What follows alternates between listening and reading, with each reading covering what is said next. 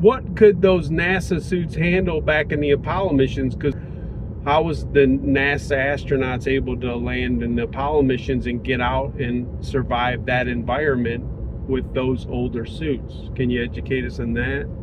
The Apollo suits were tough little wonders, really, built to handle daytime temps hitting 120 degrees Celsius in direct sun, though the moon's vacuum meant no wind to scorch you. Heat just radiated away quick if shaded. They layered like an onion. Outer white captain foil reflected 90% of sunlight. Inner suits had rubbery layers for pressure, like a balloon skin, pumping oxygen at 5 pounds per square inch to stop you boiling or freezing.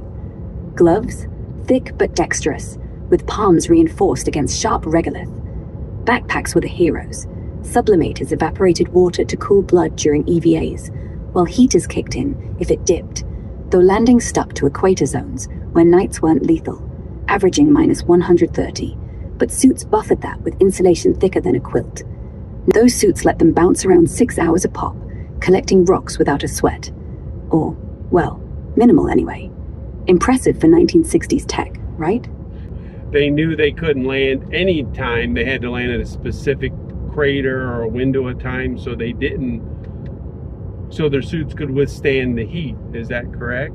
Not quite. They aimed for mornings, actually, when it was cooler, around minus 118 Fahrenheit, rising steadily to that 120 Celsius peak midday. Couldn't land anytime, sure, but not just for heat. Lunar dawn gave them 14 Earth days of gentle sunlight before it scorched.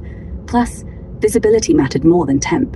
The regolith is blackish, sucks up rays fast, but those suits' white shells bounced most away like mirrors.